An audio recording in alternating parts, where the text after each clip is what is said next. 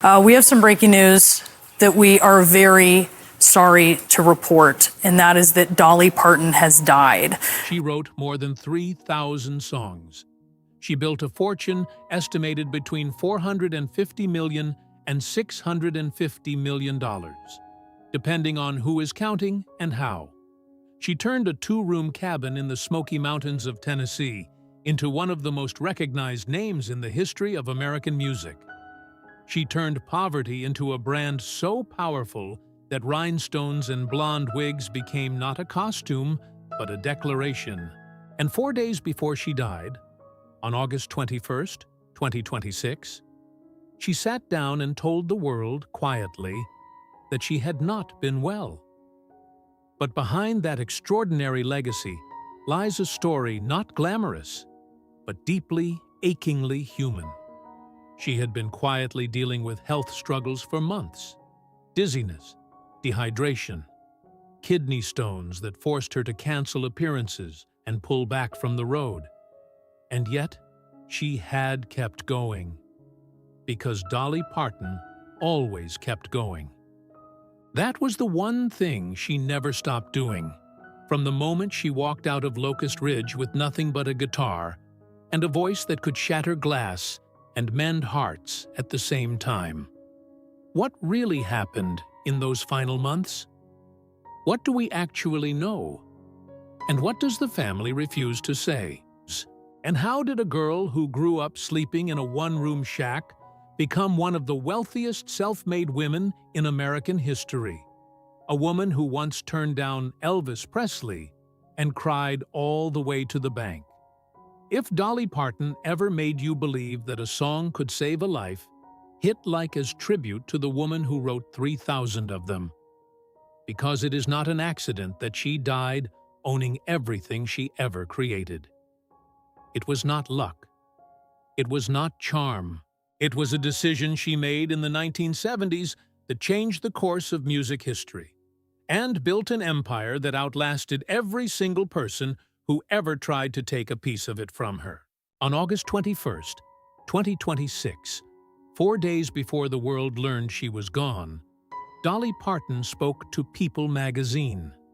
She did not speak from a stage. She did not speak from behind a microphone with rhinestones catching the light. She spoke quietly, the way a person speaks when they have decided to stop pretending everything is fine. I am dealing with some health issues, she told them, that I just didn't pay attention to when I was watching over Carl. Carl Dean, her husband of 58 years, had died earlier that year. And in the months she had spent watching over him, caring for him, sitting beside him through his final days, Dolly Parton had done what she had always done with her own pain. She had set it aside. She had looked after someone else first. That was the woman. That was always the woman. The health issues she referenced were not new. In the months leading up to that August, reports had surfaced, confirmed by the Mirror US, that she had been struggling with dehydration, dizziness, and kidney stones, not minor inconveniences. Kidney stones, in a woman of 80 years, are not something a person simply walks through. They force cancellations. They force rest. They force a woman who had not stopped moving in 6 decades to finally, reluctantly, stop. She had already canceled appearances, already pulled back from travel. In September of 2025, she had told those close to her that she needed, in her own words, a few procedures. She said it the way Dolly always said difficult things, lightly, with a kind of wry acceptance that made you believe it was nothing, even when it was something. On August 25th, 2026, Brian Seaver, her nephew, the man who had served as her head of security for more than 2 decades, following in the footsteps of his father Larry before him, released a video announcement. He spoke carefully. He spoke with the weight of a man who had been asked to carry something almost too heavy to hold. This video announcement, he said, is something Dolly asked of me years ago. before I fully absorbed it as a future reality. She had prepared him. Of course she had. Dolly Parton had spent a lifetime preparing for every contingency, organizing every detail, leaving nothing to chance. Even this, even her own farewell, had been planned with the same quiet precision she applied to everything else. The cause of death was not disclosed. Brian Seaver did not name it. The publicist did not name it. As of August 25, 2026, the official cause of death remains undetermined, pending review by the medical examiner of Sevier County, Tennessee. What the family confirmed was only this: that she had been dealing with health struggles in her final months, that she had not been well, and that she was, in Brian Seaver's words, now in the arms of Jesus, surely met by Carl, her parents, and countless others who have watched her and longed for her to meet them in the heavens. That is all the family chose to say. And perhaps that is all that needs to be said about the ending. Because the ending is not the story of Dolly Parton. The story of Dolly Parton begins 80 years earlier, in a two-room cabin on Locust Ridge, in a county so poor that a coat made of patches felt like a luxury. And a child decided, before she could fully understand what the decision meant, that she was going to own everything she ever made. There is a version of Dolly Parton that the world constructed for itself. Blonde, loud, sparkling, a kind of living cartoon, warm and funny and safe. The kind of celebrity you could put on a coffee mug and sell at a truck stop in Tennessee. That version was real, but it was also, in every precise and deliberate sense of the word, a costume. The woman underneath it was something far more complicated. She was born on January 19th, 1946, the fourth of 12 children, in a one-room cabin on Locust Ridge in Sevier County, Tennessee.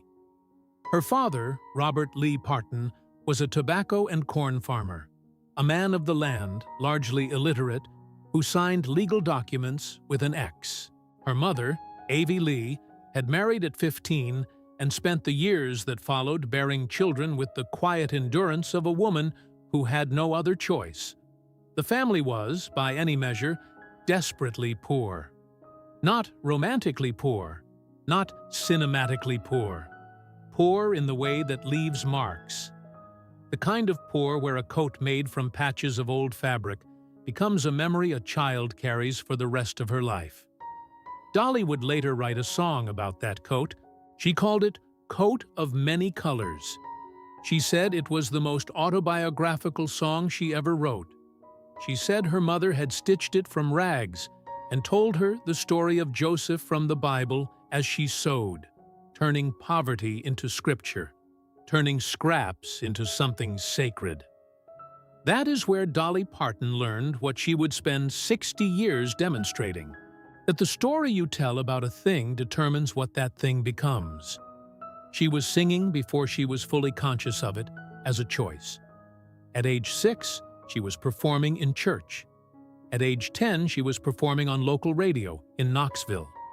At age 13, she recorded her first single on a small label out of Lake Charles, Louisiana. And the day after she graduated from Sevier County High School in 1964, the first member of her family to earn a diploma, she packed a single bag, climbed into a Greyhound bus, and left for Nashville. She later recalled that her entire hometown came out to see her go. She was 17 years old. Nashville in 1964 was not waiting for Dolly Parton. She spent years writing songs for other artists, pitching material, learning the machinery of an industry that was designed to take from people like her. People without money, without connections, without leverage, and give as little back as possible. She understood this. She understood it with the particular clarity of someone who had grown up watching adults be taken advantage of simply because they did not know the rules. Dolly Parton learned the rules, and then she learned how to rewrite them. By 1967, she had joined the Porter Wagoner Show, a nationally syndicated television program that would make her face recognizable across America. It was Porter Wagoner who gave her the platform. It was also Porter Wagoner who, in ways both professional and personal, represented the first great test of what Dolly Parton was made of. He had discovered her, in his own estimation. He had built her, in his own estimation. He was wrong on both counts, but that would take years to become fully clear. She began constructing the image during these years. The wigs, eventually more than 100 of them, stored in a dedicated room, each one cataloged and maintained, were not vanity. They were efficiency. She could be ready in minutes. She could perform in summer heat without the distraction of real hair. She could be in any environment, on any stage, immediately and unmistakably herself. Or rather, immediately and unmistakably the version of herself she had decided the world would see. The nails, the rhinestones, the makeup that she applied with an artist's precision and a comedian's self-awareness. "It takes a lot of money," she once confided, "to look this cheap." She said it and laughed. But the line contained a philosophy. The image was expensive. The image was calculated. The image was armor, the rhinestone equivalent of her mother's coat of many colors, stitched together from pieces of other things to create something that could withstand the cold. She was always careful to clarify, the image. She was the woman who had chosen to wear it. "I'm not offended by all the dumb blonde jokes," she later said, with the particular serenity of someone who had long since stopped needing the world's approval. "Because I know I'm not dumb, and I also know I'm not blonde." The songs were the truth beneath the image. More than 3,000 of them over the course of a career that spanned 6 decades. She wrote them at 3 in the morning and 4 in the morning, waking before the rest of the world because the quiet was where the real work happened. She wrote them on hotel napkins, on the backs of envelopes, on whatever was within reach when a melody arrived. She wrote about love and loss and God and loneliness and the Smoky Mountains and her mother and poverty and resilience and joy with the consistency of someone who had been assigned this task by a power larger than ambition. "My songs are my diary," she once admitted. 3,000 entries. 3,000 days recorded in melody and verse, each one owned. Because Dolly Parton owned everything she wrote.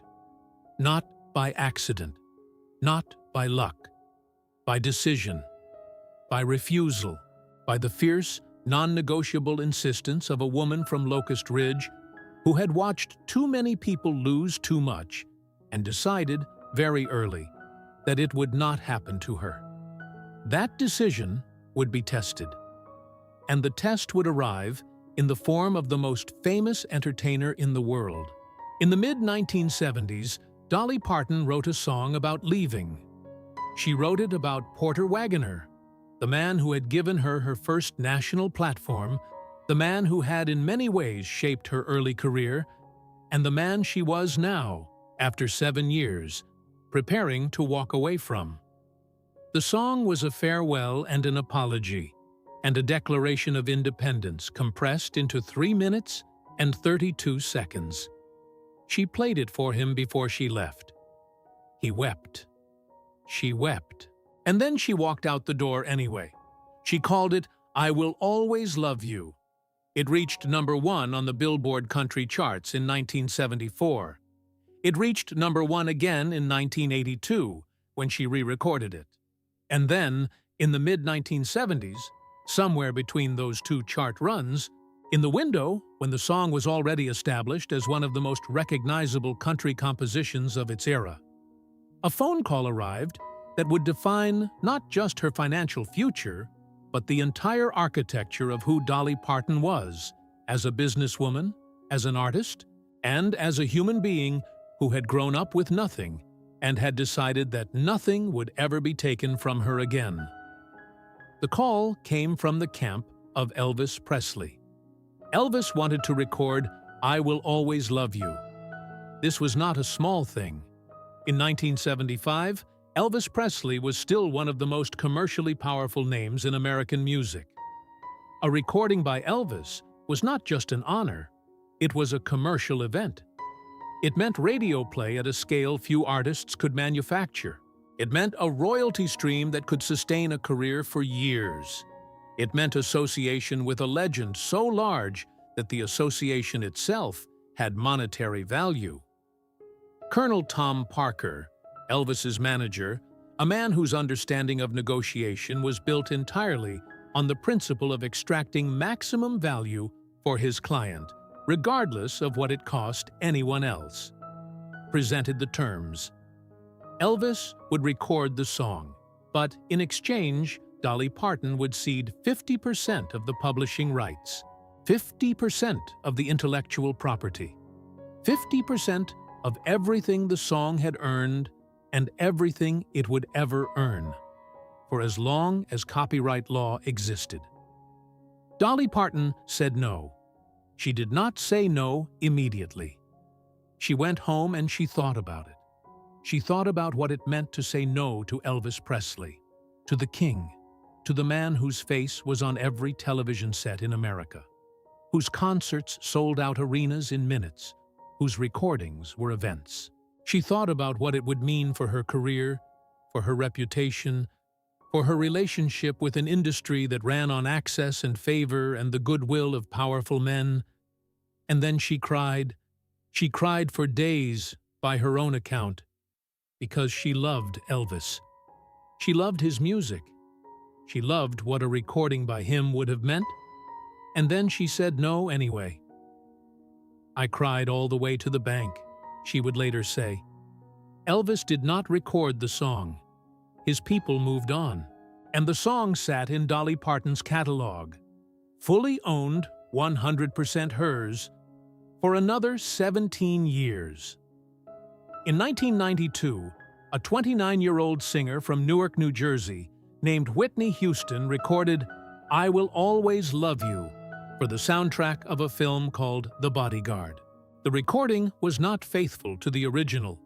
It was a reimagining, a vocal performance of such staggering power and ambition that it essentially replaced the original in the public consciousness. It became the best-selling single ever recorded by a female artist. It spent 14 weeks at #1 on the Billboard Hot 100. It sold more than 20 million copies worldwide, and every single one of those copies generated royalties that flowed, in their entirety, to Dolly Parton.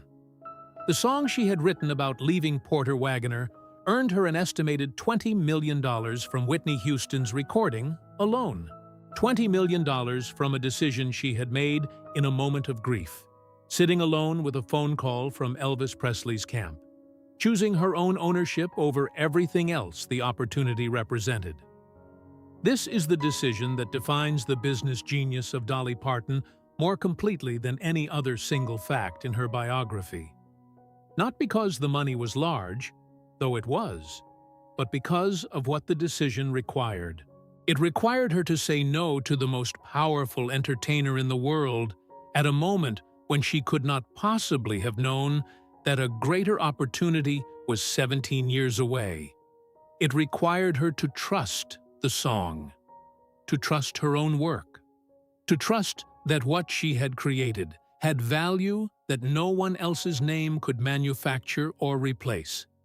She had learned this in Locust Ridge.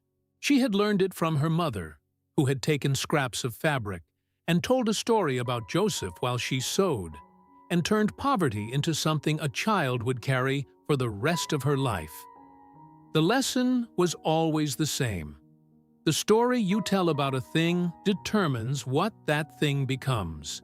And the thing you own is the only thing no one can take away. By the time Whitney Houston's version of "I Will Always Love You" had finished its run on the charts, Dolly Parton's publishing catalog contained more than 3,000 songs. every one of them wholly and completely hers. The catalog is now estimated to be worth more than $150 million. That number does not include Dollywood. It does not include the royalties. It does not include the real estate, the film and television deals, the licensing agreements, the merchandise, the philanthropy empire she built on top of the fortune. It is simply the value of the words and melodies she woke up at 3 and 4 in the morning to write across 6 decades, in hotel rooms and tour buses and quiet corners of a life that was anything but quiet. She owned every word. She owned every note. She had made certain of that in the mid-1970s, in a moment of grief and clarity when she had chosen her work over the king. And that choice, more than the rhinestones, more than the wigs, more than the image she had constructed with such precision and self-awareness, is the truest and most complete expression of who Dolly Parton was. Not glamorous, but extraordinary. The number depends on who you ask. Forbes, in June of 2025, placed Dolly Parton's net worth at $450 million, ranking her 78th on their list of the wealthiest self-made women in America. Celebrity net worth, applying a different methodology and a broader valuation of her assets, placed the figure at $650 million. The gap between those two estimates, $200 million, is not a discrepancy born of carelessness. It is a reflection of something more interesting. It is a reflection of how genuinely difficult it is to put a number on what Dolly Parton built, because what she built does not fit neatly into the categories that financial analysts prefer. She was not a tech founder. She was not an heiress. She was not a woman who married into wealth or inherited a company or wrote a single product to a billion-dollar valuation. She was a songwriter from a 2-room cabin in Sevier County, Tennessee, who built an empire one decision at a time.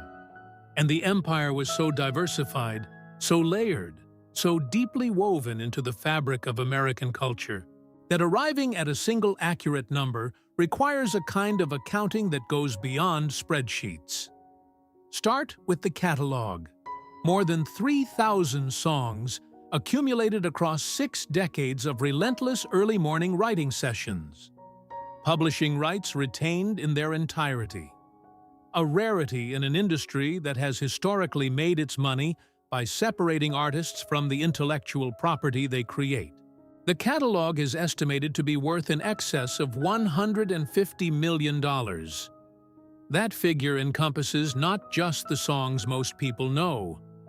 Jolene, Coat of Many Colors, 9 to 5, I Will Always Love You, but thousands of compositions that have been recorded by other artists, licensed for film and television, covered in every imaginable genre, and played in every corner of the world for the better part of 60 years. The catalog generates royalties estimated at approximately $85 million annually. Not from a single hit. From the cumulative weight of 3,000 individual acts of creation, each one owned outright, each one continuing to earn long after the moment of its writing. Then there is Dollywood, the theme park she co-owns in Pigeon Forge, Tennessee, built on the foundation of an earlier attraction called Silver Dollar City, is the single largest non-musical asset in her portfolio. Her stake in Dollywood is estimated at $165 million. The park draws approximately 3 million visitors per year, generating revenue that flows not just into the business itself, but into the surrounding economy of Sevier County. The same county where she was born. The same county where her father signed legal documents with an X because no one had ever taught him to write his own name. She did not forget where she came from. She built an economic engine in the middle of it. Beyond the catalog and the park, the fortune draws from multiple additional streams, each one the product of a deliberate decision rather than a fortunate accident. Film and television, beginning with her Academy Award-nominated work on the soundtrack of 9 to 5 in 1980, and extending through decades of acting, producing, and licensing. Brand licensing, which transformed her name and image into a commercial property that appears on everything from perfume to cookbooks to holiday merchandise. Real estate, including the Willow Lake Plantation property in Brentwood, Tennessee, a holding that reflects both the scale of her wealth and the discretion with which she managed it. She was not a woman who displayed her fortune. She was a woman who built it quietly, behind the rhinestones, while the world was looking at the wigs. And then there is the philanthropy, which is not separate from the fortune but integral to it. Because Dolly Parton understood something that very few wealthy people fully grasp. She understood that generosity, executed with the same precision she applied to everything else, is not a drain on a fortune. It is an expression of what the fortune is for. In 2020, when a vaccine for COVID-19 was still a distant hope, she donated $1 million to Vanderbilt University Medical Center to fund research. That research contributed directly to the development of the Moderna vaccine. She did not announce it for recognition. She announced it because she wanted other donors to follow. They did. In 2022, Jeff Bezos awarded her $100 million through his Courage and Civility Award, a recognition of philanthropic leadership that came with no restrictions on how the money could be used. She gave the majority of it away to libraries, to literacy programs, to the Imagination Library, the initiative she had founded in 1995 that, by the time of her death, had donated more than 260 million books to children in 5 countries. 1 book per month, from birth to the age of 5, mailed directly to the homes of enrolled children at no cost to their families. Free, because she had grown up in a house where books were scarce, and she had never forgotten what that scarcity felt like. Her father had signed his name with an X. She built a program that put books in the hands of 260 million children. The math of Dolly Parton's fortune, whether the final number is 450 million or 650 million, is ultimately less interesting than the architecture of it. She did not accumulate wealth by taking. She accumulated it by creating, by owning what she created, and by refusing. At every critical juncture, with every powerful person who came to her with a contract designed to extract rather than honor, to give away what was hers. She had learned that in Locust Ridge. She had demonstrated it with Elvis. She had proved it with Whitney Houston. And she had spent the 60 years in between building something so large and so deeply rooted in American soil that the question of its precise dollar value almost misses the point. The point is that she built it herself. Every dollar, every song, every book mailed to a child who would grow up never knowing that the woman who sent it had once been that child herself. Brian Seaver had known this moment was coming for years. He had known it the way a person knows something they have been asked to carry without being allowed to put it down. Quietly, constantly, in the background of every other thing. His father, Larry, had served as Dolly Parton's head of security before him. Brian had taken the role after Larry. 2 generations of the same family, standing at the edge of the same life, trusted with the same woman's safety. And years before August 25th, 2026, Dolly had sat down with Brian and asked him to do one final thing for her. She had asked him to be the one to tell the world. "This video announcement," he said, in the recording he released that morning, "is something Dolly asked of me years ago, before I fully absorbed it as a future reality." He paused. You could hear it in his voice. The weight of a man who had spent years rehearsing a moment he was not, in the end, remotely prepared for. As her head of security for more than 2 decades, a role my father Larry held before me. I have imagined the heaviness of this moment, but I haven't truly felt it until now. He called it an honor. He called it an honor mixed with absolute pride and great sadness. And then he said the thing that, of everything spoken publicly in the hours after her death, carried the most Dolly Parton in it, the most of her actual voice, her actual theology, her actual way of moving through the world. "Sadness lies with us," he said. "Not with Dolly. Not with Dolly." She had gone somewhere, in Brian Seaver's telling, that did not require grief. She had gone to Carl, the quiet, private man she had married in 1966, the man who had spent 58 years being the still center of a life that never stopped moving, and who had left before her earlier that year. She had gone to her parents. She had gone, in the particular language of the faith she had never once been embarrassed to claim, to the place she had been singing about since she was 6 years old in a church in Sevier County, Tennessee. The cause of death, as of August 25, 2026, remains officially undetermined. The medical examiner of Sevier County will determine the cause in the weeks or months to come.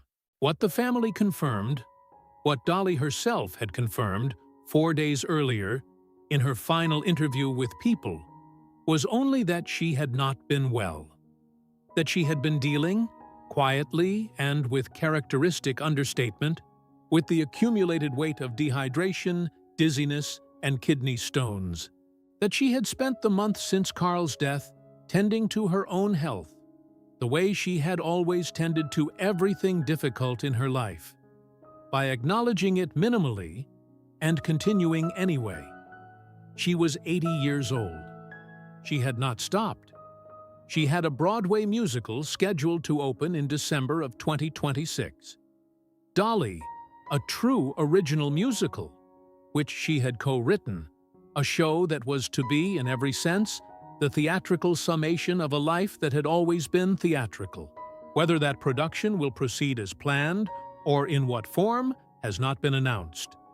The people who will answer that question are the people who now steward an estate valued somewhere between $450 million and $650 million.